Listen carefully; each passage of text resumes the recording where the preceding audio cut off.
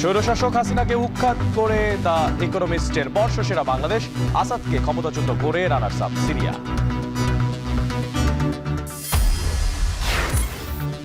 সংস্কার না হলেও দেশ আগের অবস্থায় ফেরার শঙ্কা, নির্বাচনী রোডম্যাপ কমাতে পারে রাজনৈতিক অনৈক্য, বলছেন বিশ্লেষকরা।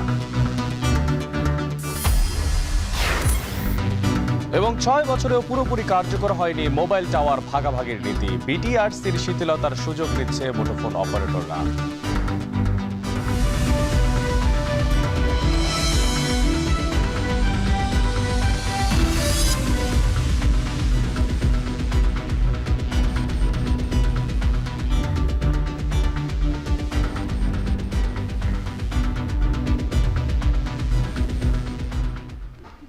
স্বাগত এখন বাণিজ্যে। পুরো আয়োজনে আপনাদের সঙ্গে আছে আমি মশিউর অনেক। ছাত্র জনতার গণ অভ্যুত্থানে 15 বছরের স্বৈরশাসনের পতন হওয়ায় দ্য ইকোনমিস্টের বর্ষসেরা দেশের খেতাব পেয়েছে বাংলাদেশ। বর্ষসেরা হওয়ার ক্ষেত্রে বাংলাদেশ পেছনে ফেলেছে সিরিয়া, আর্জেন্টিনা, দক্ষিণ আফ্রিকা ও পোল্যান্ডকে। ব্রিটিশ সাময়িকীর প্রতিবেদনে বলা হয়, স্বাধীনতা সংগ্রামের কন্যা হওয়া সত্ত্বেও 15 বছরের শাসনামলে স্বৈরাচারে পরিণত হন শেখ হাসিনা।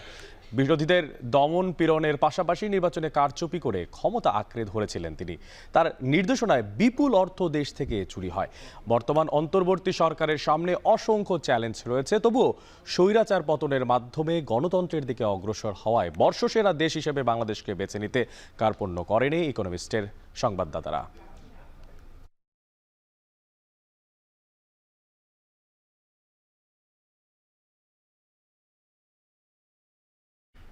এদিকে প্রধান উপদেষ্টা ডক্টর মোহাম্মদ ইউনুস বলেছেন, বাংলাদেশের প্রায় 25 লাখের বেশি তরুণ প্রতি বছর শ্রমবাজারে প্রবেশ করছে। তাদের তরুণ উদ্যোক্তা হিসেবে গড়ে তুলতে কাজ করছে অন্তর্বর্তীকালীন সরকার। মিশরের কায়রোতে D8 সম্মেলনের একটি বিশেষ অধিবেশনে কথা বলেছেন তিনি। প্রযুক্তি বর্তমান শ্রমবাজারে চ্যালেঞ্জ এবং সাফল্য দুটি বয়ে আনছে বলে মন্তব্য করেন doctor Mohammad Yunus. Every year, around 2.5 million young people enter the labor market in Bangladesh. In a private sector driven economy, as we endeavor to get them fit for the market or encourage them to emerge as agile entrepreneurs, we see how emergence of technology is posing challenges and opportunities like never before. But the manufacturing and service economy of tomorrow is fast transforming, largely riding on artificial intelligence, machine learning, data-driven tools and applications. Now that using AI is here, let us think if we can leapfrog and catch up with the disruptions and to the advantage of our entrepreneurial boys and girls and take it to social direction. গণ অভ্যুত্থানের পর সংস্কার ও নির্বাচন প্রশ্নে দুই মেরুতে ছাত্র জনতা এবং বিভিন্ন রাজনৈতিক দলগুলোর মধ্যে রয়েছে মতভেদ। এই যেমন ধরুন, দেশের অন্যতম দল বিএনপি চায় প্রয়োজনীয় বা ন্যূনতম সংস্কার করে দ্রুত নির্বাচন, তারপর হবে বাকি সংস্কার। আর ভিন্ন দিকে জামায়াত ইসলামী নির্বাচন দাবি করলেও ভোটের আগে গুরুত্বপূর্ণ সংস্কারেই মনোযোগ তাদের। বিশ্লেষকরা বলছেন, সুনির্দিষ্ট রোডম্যাপে কমবে মতভেদ, তবে সংস্কার না হলে আগের পরিস্থিতিতে ফিরে যেতে পারে দেশ। আরও জানাচ্ছেন চাওয়াত মাহমুদ। 25 সালের শেষের দিকে নির্বাচন অনুষ্ঠান হয়তো সম্ভব হবে। 16 ডিসেম্বর বিজয় দিবসে অন্তর্বর্তী সরকারের প্রধান উপদেষ্টা জাতির উদ্দেশ্যে ভাষণে ত্রয়োদশ জাতীয় সংসদ নির্বাচনের সম্ভাব্য সময় ঘোষণার পরেই রাজনৈতিক অঙ্গনে আলোচনা শুরু হয় নির্বাচনের দিনক্ষণ ও প্রতিশ্রুত সংস্কার নিয়ে। সংস্কারের যে আকাঙ্ক্ষা, সেটি বাস্তবায়নে প্রতিটি কমিশনই আমাদের জন্য গুরুত্বপূর্ণ। নির্বাচনের সম্ভাব্য সময় জানা গেলেও দেশের অন্যতম বড় রাজনৈতিক দল বিএনপি সুনির্দিষ্ট রোডম্যাপের যে দাবি জানিয়ে আসছিল তা আরও জোরালো হয় বৃহস্পতিবার দলের মহাসচিবের সংবাদ সম্মেলনে। বিএনপির চেয়ারপারসনের রাজনৈতিক কার্যালয়ে সংবাদ সম্মেলনে মির্জা ফখরুল জানান, তার দল আশা করেছিল আরও যৌক্তিক সময়ে নির্বাচনের সময় জানানো হবে, কিন্তু এ নিয়ে অস্পষ্টতার কারণে হতাশা প্রকাশ করেছেন বিএনপির মহাসচিব। প্রফেসর ডক্টর মোহাম্মদ ইউনূসের ভাষণে নির্বাচন সংক্রান্ত বক্তব্য একেবারে স্পষ্ট। আমরা যেটা আশা করেছিলাম যে চিফ অ্যাডভাইজার সুনির্দিষ্ট একটা সময়ের মধ্যে একটা রোড ম্যাপ দিয়ে দেবেন, সেটা তিনি দেননি। এটা আপনারা আমাদেরকে কিছুটা হতাশ করেছে। আর বিএনপির সাবেক জোটসঙ্গী জামায়াত বলছে জুলাই বিপ্লবে স্বৈরাচারমুক্ত দেশ পেলেও নির্বাচন ও সংস্কার প্রশ্নে অভ্যুত্থানের আকাঙ্ক্ষার প্রতিফলন হচ্ছে না। এই বিষয়ে তাদের সুস্পষ্ট বক্তব্য, নির্বাচন অনুষ্ঠানে তাড়াহুড়ো সেই একই পরিস্থিতির পুনরাবৃত্তি হতে পারে। অতীতের মতো গতানুগতিক আরেকটা নির্বাচন যদি হয় মৌলিক কিছু সংস্কার ছাড়া, তাহলে নির্বাচনের গুণগত পরিবর্তন হবে না, দেশ শাসনেও কোনো গুণগত পরিবর্তন হবে না। জামাত কতিপয় বিষয়ে মৌলিক সংস্কার চায় এবং সংস্কার পরেই নির্বাচন চায়। নির্বাচন ইস্যুতে বিএনপির সাথে দ্বিমত দেখা গেল জুলাই অভ্যুত্থানে ভূমিকা পালন করা তরুণ ছাত্রনেতাদের কণ্ঠেও। বৈষম্য বিরোধী ছাত্র আন্দোলনের আহ্বায়ক হাসনাত আবদুল্লাহকে নির্বাচনের আগে সংবিধান ও প্রাতিষ্ঠানিক সংস্কারেই জোর দিতে দেখা গেল।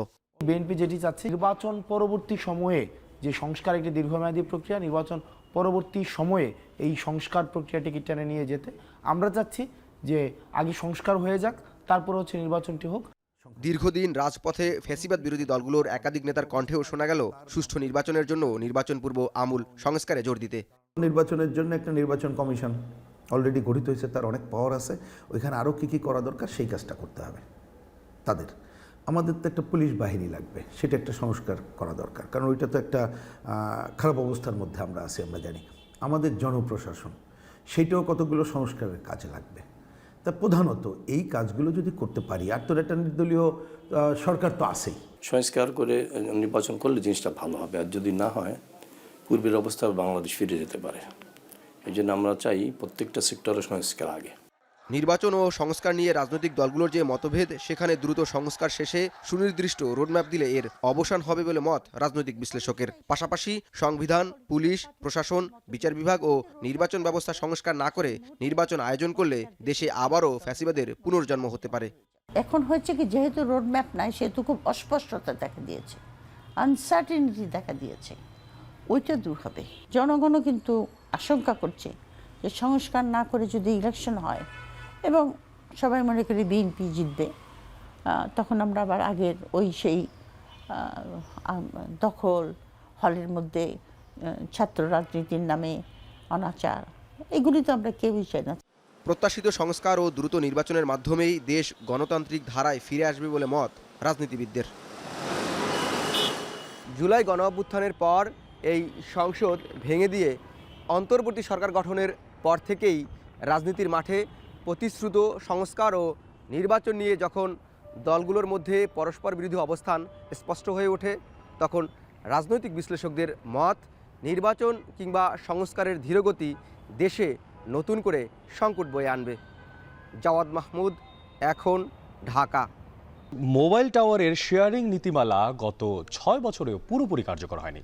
মোট টাওয়ারের মাত্র 45% গিয়েছে শেয়ারিংয়ের আওতায়, আর অপারেটররা বলছে ফাইবার অপটিকের মাধ্যমে অধিকাংশ টাওয়ার সংযোগ না থাকায় শেয়ারিংয়ের আওতায় যেতে তাদের অনীহা। বিশেষজ্ঞরা বলছেন নীতিমালা বাস্তবায়নে বিটিআরসির নেই নির্দিষ্ট কোনো সময়, আর এতেই সুযোগ নিচ্ছে মুঠোফোন অপারেটররা। বিস্তারিত জানাচ্ছেন নাজমুস সাকিব। মোবাইল অপারেটর সেবায় আরও গতি আনতে টাওয়ার শেয়ারিং নীতিমালা করে সরকার। লক্ষ্য ছিল জমির ব্যবহার ও অপারেটরগুলোর খরচ কমানো এবং সেবার মান বৃদ্ধি। এর জন্য 2018 সালের 1 নভেম্বর ই.কো, সামিট, কীর্তনখোলা এবং ফ্রন্টিয়ার নামে 4 প্রতিষ্ঠানকে লাইসেন্স দেয় বিটিআরসি। কিন্তু গত 6 বছরেও প্রায় 55% টাওয়ার যায়নি শেয়ারিংয়ের আওতায়। টেলিডেন্সিটি অনুযায়ী প্রতি বর্গ কিলোমিটারে অন্ততপক্ষে প্রতি অপারেটরের একটি করে টাওয়ার থাকার কথা। সেই হিসেবে 4 অপারেটরের টাওয়ার হবে প্রায় 2 লাখ। কিন্তু টাওয়ার ও নেটওয়ার্ক শেয়ারিংয়ের কারণে প্রয়োজন বর্তমানে ন্যূনতম 1 লাখ টাওয়ার। কিন্তু গত অক্টোবরে বিটিআরসির ওয়েবসাইটে দেওয়া তথ্য অনুযায়ী দেশে মোট টাওয়ার রয়েছে মাত্র 45,934টি, যা চাহিদার মাত্র 45%। এছাড়া টাওয়ার শেয়ারিংয়ের আওতায় এসেছে মাত্র 23,813টি। মোবাইল অপারেটরদের হাতে রয়েছে 22,121টি টাওয়ার। প্রতিষ্ঠানগুলোর এসব টাওয়ার সংখ্যা পর্যবেক্ষণে দেখা যায় জিপির অধীনে 12,500, রবির 2,000, বাংলালিংকের 4,000 এবং টেলিটকের রয়েছে 3,000টি টাওয়ার। আর শেয়ারিংয়ের আওতায় ই.কো লিমিটেডের 16,000, সামিটের 4,000, কীর্তনখোলার 803টি, ফ্রন্টিয়ারের 931 এবং বিটিসিএল এর টাওয়ার রয়েছে মাত্র 514টি। সব টাওয়ার ফাইবার অপটিকে কানেক্টেড না হওয়ায় 5G সহ ভবিষ্যৎ প্রযুক্তির ক্ষেত্রে বাধা হতে পারে বলে মনে করেন গ্রামীণফোন। প্রতিষ্ঠানটি বলছে, যদিও বড় অংশ টাওয়ার কোম্পানিগুলোর অধীনে দেয়া হয়েছে, তবে মোবাইল অপারেটররা টাওয়ার করতে চাইলে তাদেরও সে সুযোগ রাখা উচিত। আমাদের যে পরিমাণ ফ্লেক্সিবিলিটি দরকার, যে পরিমাণ স্পিড দরকার দেশে, সামহাও এই ইকোসিস্টেমে সেটা এনশিওর্ড হচ্ছে না। তা আমরা ভবিষ্যতে যখন আমরা আরও অনেক বেশি ডাটা ভলিউম নিয়ে কথা বলবো, প্রত্যেকটা সাইটে আমাদের ফাইবার কানেক্টিভিটি নিয়ে কথা বলবো, সেই ক্ষেত্রেই যতটা ওপেন করা যায়, যতটা ফ্লেক্সিবিলিটি এনশিওর করা যায়, আমার মনে হয় অপারেটরদের জন্য ভালো হবে এবং আলটিমেটলি দেশের কাস্টমাররা সবচেয়ে বেশি বেনিফিটেড হবে। মোবাইল গ্রাহক অ্যাসোসিয়েশন অব বাংলাদেশ বলছে, শুধুমাত্র বিটিআরসির যথাযথ পদক্ষেপের অভাবে টাওয়ার শেয়ারিং নীতিমালা কার্যকর হচ্ছে না। ধরেন 4টা টাওয়ার কোম্পানির মধ্যে একটাকে এসএমপি দিয়ে রাখছেন। সামিটের কথা যদি নাম ধরেই বলি, তারা এখন ইনভেস্টমেন্ট করবে কি করবে না, তারা একটা দুদুল্যমনায় আছে। বাকি দুটি টাওয়ার কোম্পানি ধরেন কীর্তনখোলা, সে আর ইনভেস্টমেন্ট করতেই পারছে না। তাহলে আপনার কিন্তু খুব একটা ক্রাইসিস মোমেন্টে আছেন। টাওয়ার শেয়ারিং, নেটওয়ার্ক শেয়ারিং, এটা মানে খুবই গুরুত্বপূর্ণ এই মুহূর্তের সময়ের জন্য, যদি আপনি জনগণকে, গ্রাহককে ভালো সার্ভিস দিতে চান।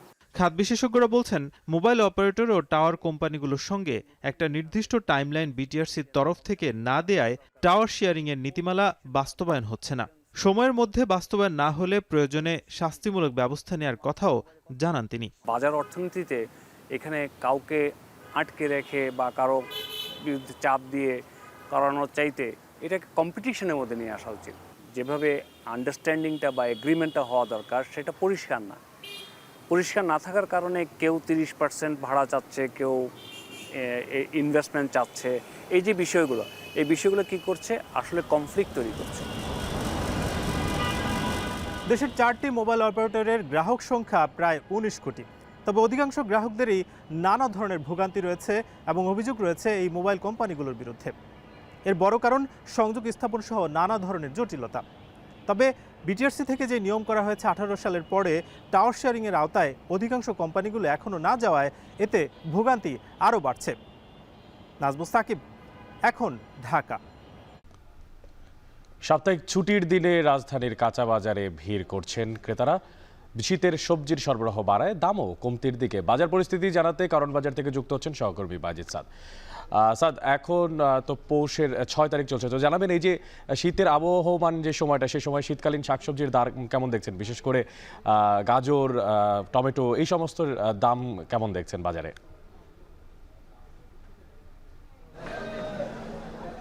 অনেক, যেমনটি বলছিলেন, যেহেতু শীতের শুরু, তো সেই হিসেবে শীতের যেসব সবজি রয়েছে সেগুলোর সরবরাহ বেশি রয়েছে, যে কারণে কিন্তু আমরা কারণ বাজারে এসে দেখেছি যে এখানকার যত সবজি রয়েছে, অর্থাৎ শীতের সবজি, সেগুলোর দাম কিন্তু মোটামুটি হাতের নাগালে এসেছে। এটি যেমন ক্রেতারা বলছেন, ঠিক তেমনি বিক্রেতাও বলছেন। যদি একটু দেখাতে চাই, আমরা কারণ বাজারে ভোর থেকেই আছি।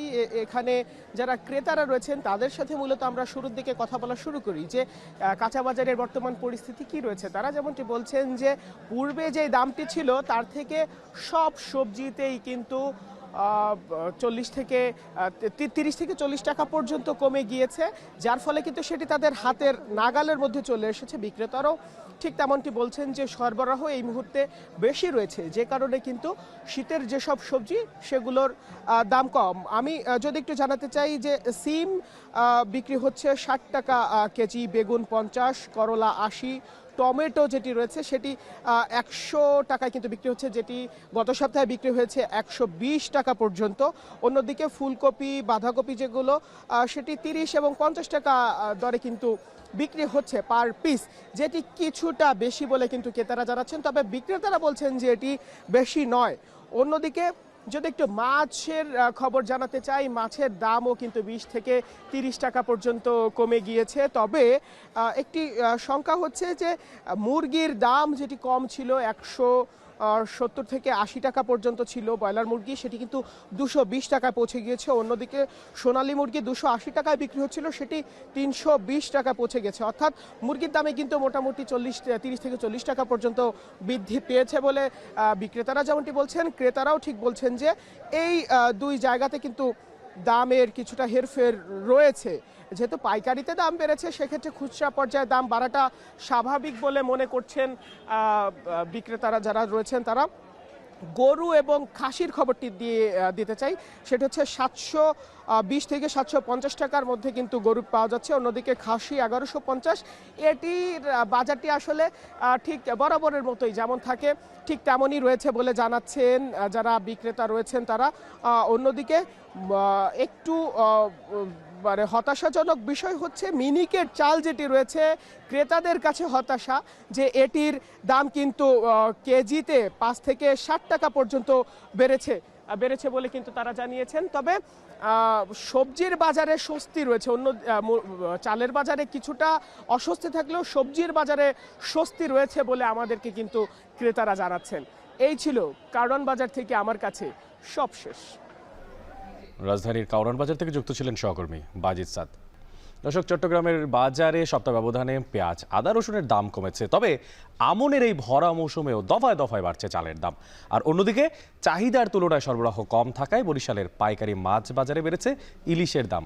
বিস্তারিত জানাতে চট্টগ্রাম থেকে যুক্ত হচ্ছেন সহকর্মী হোসেন জিয়াদ এবং বরিশাল পোর্ট রোড পাইকারি মাছ বাজার থেকে যুক্ত হচ্ছেন সহকর্মী অমিত হাসান। তবে শুরুতেই চলে যাব চট্টগ্রামের জিয়াদের কাছে। জিয়াদ, আপনার থেকে জানতে চাই যে চট্টগ্রামের বাজারে মশলা জাতীয় যেসব পণ্য সে সমস্ত পণ্যের দরদাম জানাবেন, আর পাশাপাশি চালের দাম বাড়ছে জানতে পেরেছি, তো এই চালের দাম বাড়ার পেছনের কারণ কি বলছেন ব্যবসায়ীরা, কি তথ্য জানতে পেরেছেন?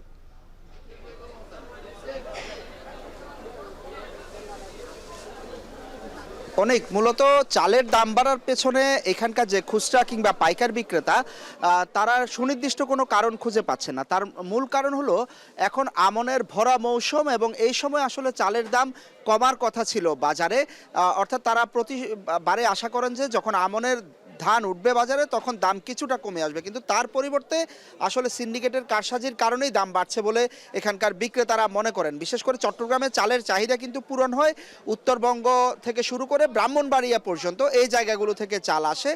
প্রায় 60 থেকে 70% চাল উত্তরবঙ্গ থেকে আসে, কিন্তু দফায় দফায় দাম বাড়ার কোনো কারণ তারা আসলে খুঁজে পাচ্ছেন না। প্রতিটি বস্তায়, অর্থাৎ একেবারে সেদ্ধ মোটা চাল থেকে শুরু করে আতপ চাল থেকে কাটারি ভোগ, সমস্ত চালেই কিন্তু প্রতি কেজিতে 3 থেকে 5 টাকা পর্যন্ত দাম বেড়েছে। অর্থাৎ আমরা যদি বস্তার কথা বলি তাহলে অন্তত 150 থেকে 200 টাকা দাম বেড়ে গেছে। বিশেষ করে কাটারি ভোগ চাল যেটি খুচরায় 80 টাকায় বিক্রি হতো, আজকের বাজারে সেটি বিক্রি হচ্ছে 85 টাকা। তারপর জিরাশাল চাল সেটিও 2 থেকে 3 টাকা বেড়েছে, পাইজাম চাল সেটিও বেড়েছে 3 থেকে 4 টাকা পর্যন্ত, অর্থাৎ সব চালেরই দাম বাড়তি। মশলার বাজারে যদি বলি, মশলার বাজারে কিছুটা স্বস্তি এসেছে এই সপ্তাহে। বিশেষ করে রসুন, আদা এবং পেঁয়াজের দাম, পেঁয়াজ প্রায় 15 থেকে 20 টাকা পর্যন্ত কেজিতে পেঁয়াজের দাম কমেছে এই সপ্তাহে। খুচরা বাজারে পেঁয়াজ বিক্রি হচ্ছে 80 টাকা কেজি, যেটি 100 টাকায় বিক্রি হতো। খাতুনগঞ্জের পাইকারি বাজারে পেঁয়াজ বিক্রি হচ্ছে 65 থেকে 70 টাকায়। তারা আশা করছেন দেশি পেঁয়াজ আসলে দাম আরও খানিকটা কমবে। আদা যেটি দেখছেন, চায়নার আদা এখন আর নেই, এটি ভারতের কেরালার আদা এবং এটি গুণে মানে বেশ ভালো, যে দামও কিন্তু কম, 110-120 টাকায় খুচরা বাজারে বিক্রি হচ্ছে। পাইকারি বাজারে 90 টাকায় আদা বিক্রি হচ্ছে খাতুনগঞ্জে। রসুনের দামও কমেছে 10 থেকে 20 টাকা, খুচরা বাজারে রসুন 200 থেকে 210 টাকায় বিক্রি হচ্ছে, যেটি পাইকারি বাজারের দাম 180 থেকে 190 টাকা। রসুন এবং আদার আমদানিকারকরা বলছিলেন তারা কিছুটা কিন্তু লোকসানে আছেন। তবে সবচেয়ে বড় সংকট দেখা দিয়েছে কিন্তু তেলের বাজারে, বিশেষ করে বোতলজাত সয়াবিন তেল বাজারে একেবারে নেই বললেই চলে। চট্টগ্রামের বাজারে এখানকার খুচরা দোকানিরা বলছিলেন যে গত 2 সপ্তাহ ধরে তেল নেই বাজারে এবং তেলের যারা ডিলার তারা বাজার পর্যন্ত আসছেন না। এই সুযোগে কিন্তু খোলা তেলের দাম বেড়ে গেছে। 165-70 টাকা খোলা তেল ছিল, সেটি আজকের বাজারে প্রতি লিটার 200 টাকায় বিক্রি হচ্ছে। অর্থাৎ তেলের এক ধরনের সংকট দেখা দিয়েছে বাজারে এবং তেলের যে বাড়তি দাম সরকার নির্ধারণ করেছে তারপরও সরবরাহ কিন্তু এখনো স্বাভাবিক হয়নি। অনেক এবার আমরা একটু বরিশালে যেতে চাই, সেখানে পোর্ট রোড মাছ বাজারে আছেন সহকর্মী অমিত। অমিত, জানাবেন যে বরিশাল মাছ বাজারে কোন কোন মাছের চাহিদা বেশি, পাশাপাশি এটা একটু জানাবেন যে ইলিশ মাছের সরবরাহ কম, দাম কেমন দেখতে পাচ্ছেন, এই সরবরাহ কমের প্রভাবটা কেমন?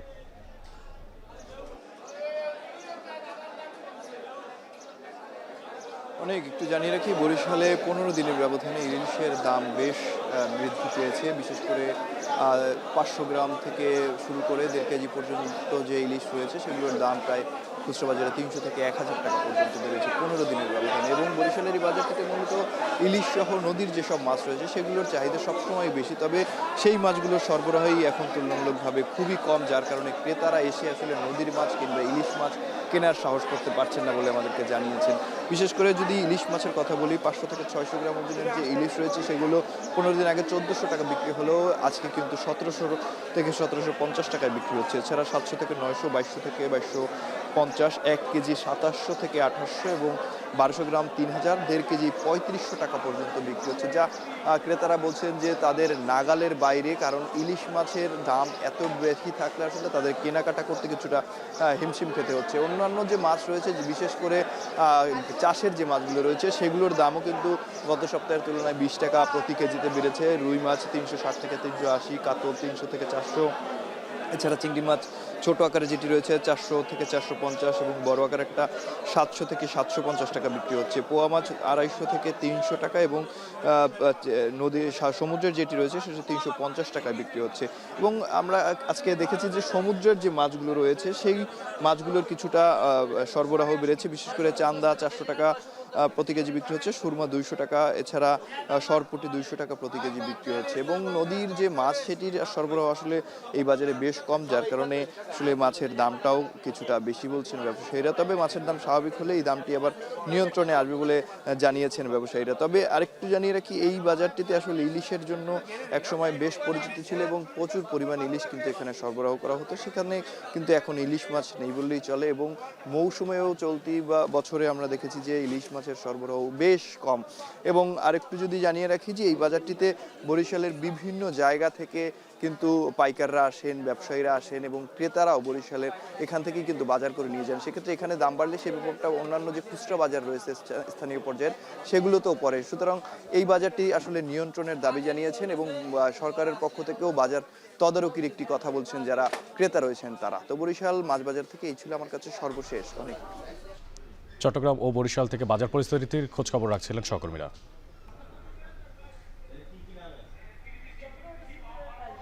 চট্টগ্রাম বন্দরে ফের আসছে পাকিস্তানি জাহাজ।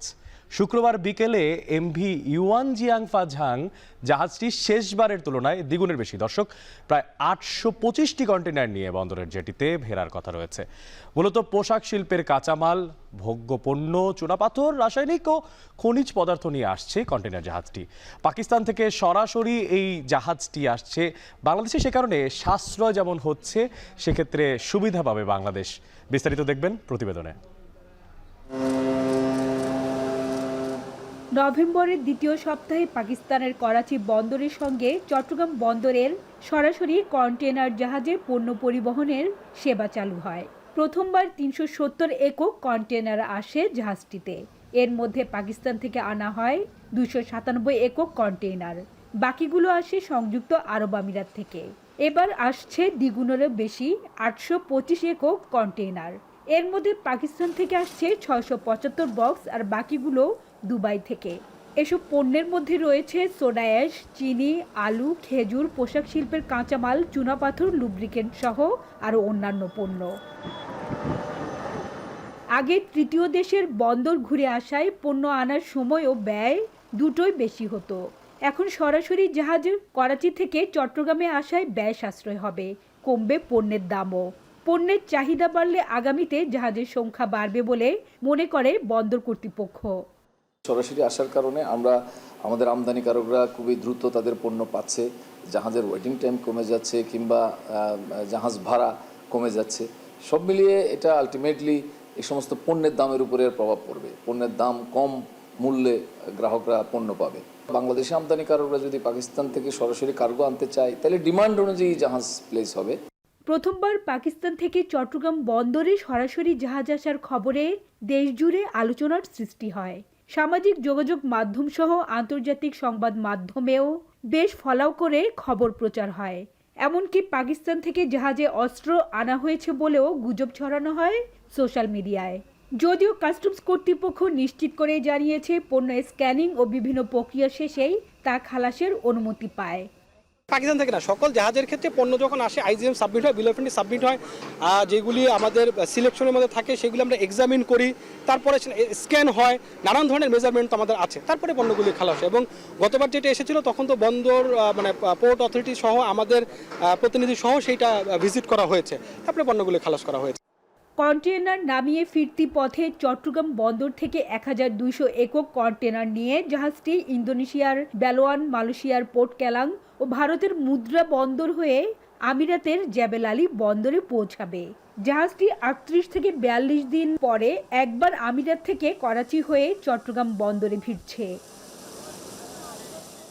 হাজেরা শিউলি, এখন চট্টগ্রাম।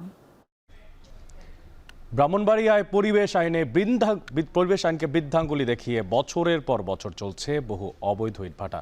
এই চলতি মৌসুমে সেসব ইটভাটায় চলছে ইট পোড়ানোর প্রস্তুতি। তবে পরিবেশ বিধ্বংসী এই কার্যক্রম বন্ধে কার্যকর উদ্যোগ নেই সংশ্লিষ্ট কোনো দপ্তরের। এছাড়া ছাড়পত্র থাকলেও অনেক ইটভাটায় শুধুমাত্র নিম্নমানের কয়লা পোড়ানোয় বাড়ছে বায়ু দূষণ।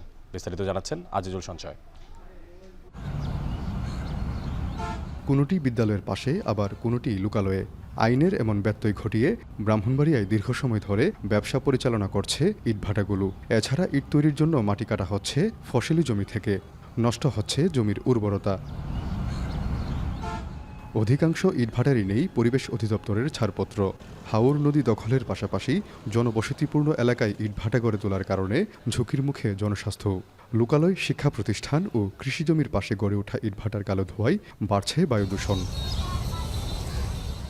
প্রতিবছর অক্টোবর থেকে জুন মাস পর্যন্ত ইট ব্যবসার মৌসুম।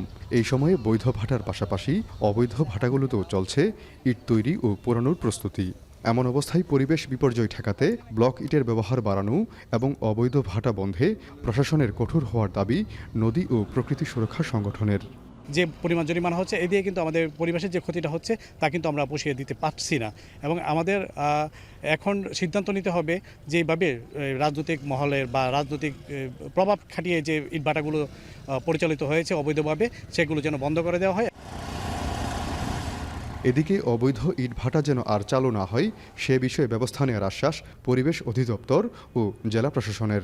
প্রত্যেকটা জেলায় ইটভাটা, অবৈধ ইটভাটা ভাঙার জন্য লুবেট, ভেকু, এক্সকেভেটর প্রোভাইড করা হবে। 6 কোটি টাকার একটা প্রজেক্ট। প্রত্যেকটা ইটভাটাকে চিঠি অলরেডি দিয়ে দিয়েছি যে আপনারা অবৈধ ইটভাটা চালাবেন না। আইনগতভাবে যদি তারা আমাদের ক্রাইটেরিয়া ফিল আপ করে নিতে পারে, ওকে। যদি এর মধ্যে কোনো ডেফিসিট থাকে সেটা আমরা একবার নোটিশ দিব আর কি। দিয়ে যদি হয় তাহলে আমরা তারা যদি ফিল আপ করতে পারে, নো প্রবলেম। কিন্তু অবৈধ যেগুলো আছে তার বিরুদ্ধে একদম আমাদের কড়া নির্দেশনা আছে যে এইগুলোকে বিনষ্ট করতে হবে। পরিবেশ অধিদপ্তরের তথ্যমতে ব্রাহ্মণবাড়িয়ায় মোট 177টি ইটভাটা রয়েছে, যার মধ্যে 107টিরই বৈধতা নেই। আজিজুল সঞ্চয়, এখন ব্রাহ্মণবাড়িয়া। মহন্ত রাজার বাড়ি কুমিল্লার পাঁচথুলির মন্তের মুড়া, যেখান থেকে 1300 বছরের পুরনো বৌদ্ধ হিন্দু সংস্কৃতির নানা নিদর্শনের প্রমাণ পেয়েছে প্রত্নতত্ত্ব বিভাগ। 7ম থেকে দ্বাদশ শতকের এই পুরাকীর্তির ধ্বংসাবশেষ সংরক্ষণে খনন শুরু হয়ে গেছে 2021 থেকে 2022 অর্থবছরে। তবে সংরক্ষণের অভাবে অরক্ষিত স্থাপনাগুলো আর তাতে করে জটিলতা বাড়ছে বেশ। মাসুদ আলমের প্রতিবেদনে দেখবেন বিস্তারিত। গোমতীর তীরবর্তী পাঁচতবির ইটাল্লার খেলার মাঠটি এই ইতিহাসের অন্যতম নিদর্শন মন্তের মুড়া, স্থানীয়দের কাছে যা মহন্ত রাজার বাড়ি নামে পরিচিত। প্রত্নতত্ত্ববিদদের ধারণা 7ম থেকে দ্বাদশ শতকের এই মুড়া কোনো বৌদ্ধ বিহারের ধ্বংসাবশেষ, যেখানে শালবন বিহারের মতো বৌদ্ধ ও হিন্দু সংস্কৃতির নিদর্শনে রয়েছে। প্রবেশ পথে রয়েছে 4 পিলার বিশিষ্ট হলরুম, এরপরে মূল মন্দিরের পথ, যেখানে রয়েছে 3টি ভিন্ন সময়ের মন্দির। রথশৈলীর আদলে গড়া প্রাচীর, দেয়ালে রয়েছে জ্যামিতিক নকশার অলঙ্করণ। খননে মিলেছে ব্রোঞ্জের বুদ্ধ মূর্তি, নরম পাথরের তৈরি দুর্গা মূর্তির কলম, পোড়ামাটির অলঙ্কৃত ইট, তেলের প্রদীপ সহ নানা প্রত্নবস্তু।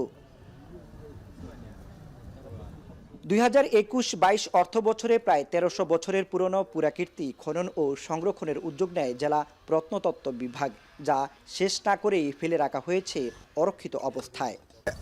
15-20 দিন কাজ করে, আবার 2-3 মাস বন্ধ থাকে। কাজের কোনো অগ্রগতি আমরা দেখতেছি না। আসলে এটা কি মন্দির, এটা কি অন্য কোনো পারপাস ব্যবহার হয়েছে, সেটা তো সম্পূর্ণ কাজ শেষ না হলে আপনি বলতে পারবেন না। তো সেই জন্য আমার মনে হয় যে এটা খুবই যৌক্তিক যে আমরা যেই জায়গাগুলিতেই খনন করব সেই জায়গায় যেন এটা যদি মেরিট থাকে যে সাইটটা সংরক্ষণ করা দরকার, আর্কিওলজিক্যাল ইম্পর্টেন্স আছে, তাহলে এটার একটা মাস্টার প্ল্যান করা উচিত। লালমাই ময়নামতি থেকে পাঁচতুবির মন্তেরমুড়ার গুরুত্ব কোনো অংশে কম নয় বলছেন প্রত্নতত্ত্ববিদরা। তাই শিগগিরই খনন শেষে জায়গাটি দর্শনার্থীদের জন্য উন্মুক্ত করা হবে বলে জানান সংশ্লিষ্টরা।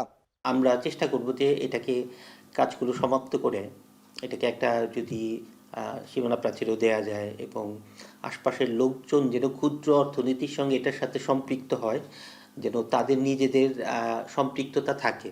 মন্তেরমুড়া ছাড়াও পাঁচতুবিতে রয়েছে বৈষ্ণবমুড়া, বসন্তমুড়া, চণ্ডীমুড়া ও শিলমুড়া নামে আরও 4টি পুরাকীর্তির ধ্বংসাবশেষ।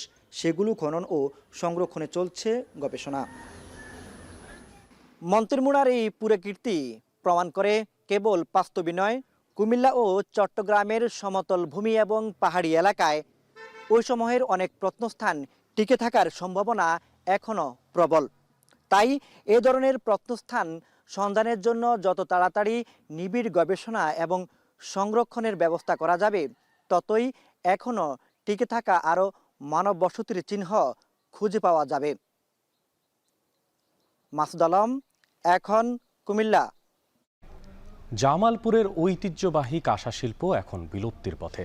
কালের বিবর্তনে কাঁচামালের মূল্যের বৃদ্ধি, সাথে দক্ষ শ্রমিকের অভাবে হারাতে বসেছে শত বছরের এই শিল্প। অথচ এক সময় বিশ্বজোড়া খ্যাতি ছিল এই শিল্পের। জুয়েল রানার প্রতিবেদনে দেখবেন বিস্তারিত।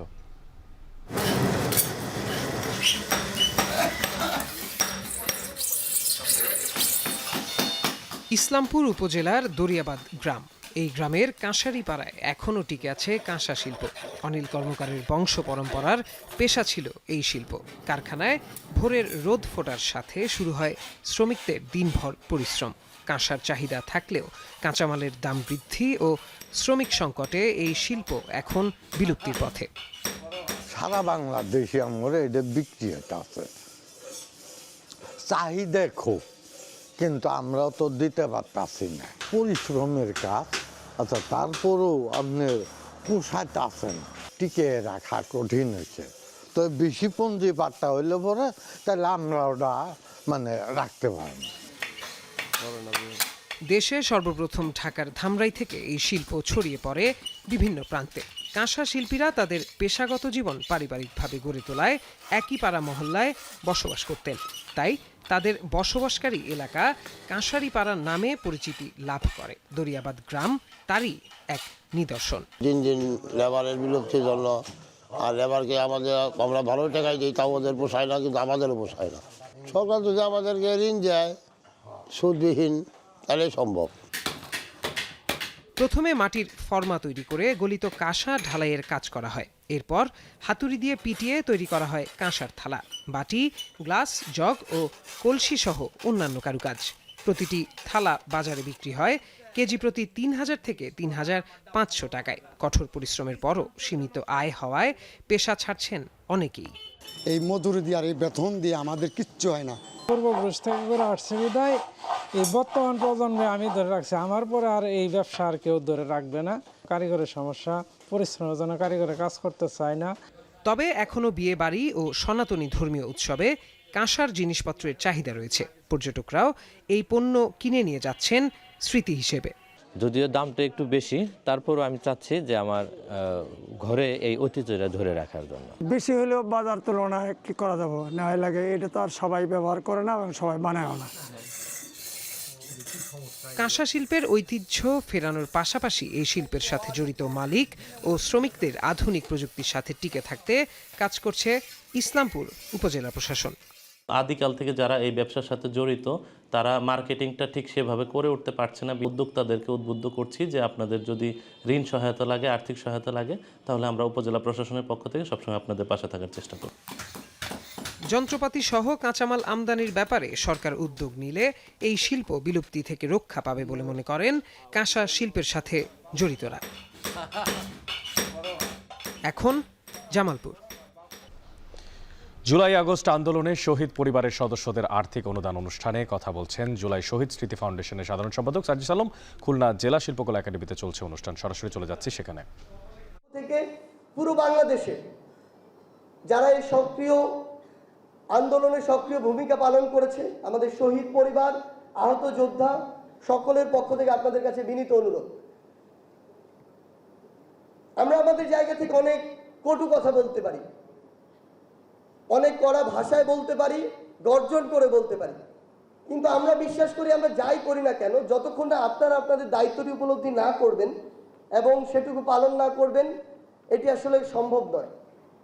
আর আরেকটি জিনিস, আপনাদের মাধ্যমে বাংলাদেশ পুলিশ এই প্রতিষ্ঠানটির সাথে পুরো বাংলাদেশে যারা রয়েছেন তাদের প্রতি, যে দিন শেষে আসলে কেউ যদি আপনাদেরকে আপনাদের শপথের সাথে বিশ্বাসঘাতকতা করে ওই পোশাকের যে মর্যাদা সেটা ক্ষুণ্ণ করে আপনাদের উপরে কোনো নির্দেশ চাপিয়ে দেয় যেটা দেশের এবং দেশের মানুষের স্বার্থের পরিপন্থী, দয়া করে প্রতিষ্ঠানের একজন হিসেবে, প্রতিষ্ঠানের রিপ্রেজেন্টেটিভ হিসেবে ওই গার্ডস নিয়ে, বোল্ডনেস নিয়ে এই কথাটুকু বলবেন বা এই দায়িত্বটুকু দেখাবেন যে এটি আমরা করতে পারি না। আপনারা যদি এখন, কেউ আপনাদেরকে দিয়ে করাতে পারবে না, কিন্তু আপনারা যখন মনে করবেন যে এটি করলে আমার এই স্বার্থটি বা সামনের চলার এই পথটি সহজ হবে, তখন কেউ এটি থেকে আপনাকে আটকাতেও পারবে না। বিচার বিভাগের যে গড়িমসি, আসলে এই ফাউন্ডেশন শহীদ পরিবারের একটা ঠিকানা, আহত যোদ্ধাদের একটা ঠিকানা। এখনো বিচার বিভাগ তাদের জায়গা থেকে একটা হত্যার বিচার শুরু থেকে শেষ করতে পারেনি। এমন অনেক ঘটনা রয়েছে, সরাসরি ভিডিও ফুটেজ রয়েছে ঘটনার শুরু থেকে শেষ, কাকে হত্যা করা হয়েছে, কে হত্যা করেছে, হোক পুলিশের কোনো বিপদগামী সদস্য, হোক ছাত্রলীগ, যুবলীগ, আওয়ামী লীগের কোনো সন্ত্রাসী। জুলাই শহীদ স্মৃতি ফাউন্ডেশনের সাধারণ সম্পাদক সার্জিস আলম কথা বলছিলেন খুলনা থেকে, সরাসরি যুক্ত ছিলাম সেখান থেকে। শেষ করছি এখন বাণিজ্য, তবে তার আগে শিরোনামগুলো জানিয়ে দিব আরও একবার। স্বৈরশাসক হাসিনাকে উৎখাত করে দ্য ইকোনমিস্টের বর্ষসেরা বাংলাদেশ, আসাদকে ক্ষমতাচ্যুত করে রানার্স আপ সিরিয়া।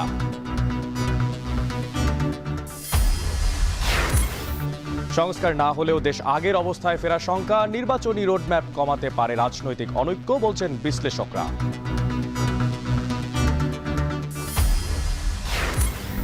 এবং 6 বছরেও পুরোপুরি কার্যকর হয়নি মোবাইল টাওয়ার ভাগাভাগির অগ্রগতি, বিটিআরসির শিথিলতার সুযোগ নিচ্ছে মুঠোফোন অপারেটররা। দর্শক, এই ছিল এখন বাণিজ্যের আয়োজনে। এখন টেলিভিশন ওয়েবসাইটে দেখতে ভিজিট করুন www.এখন.tv। এছাড়া এখন টেলিভিশন ফেসবুকে দেখতে ভিজিট করুন facebook.com/c/এখন টিভি। এছাড়া ইউটিউবে এখন টেলিভিশন দেখতে ভিজিট করুন youtube.com/c/এখন টিভি।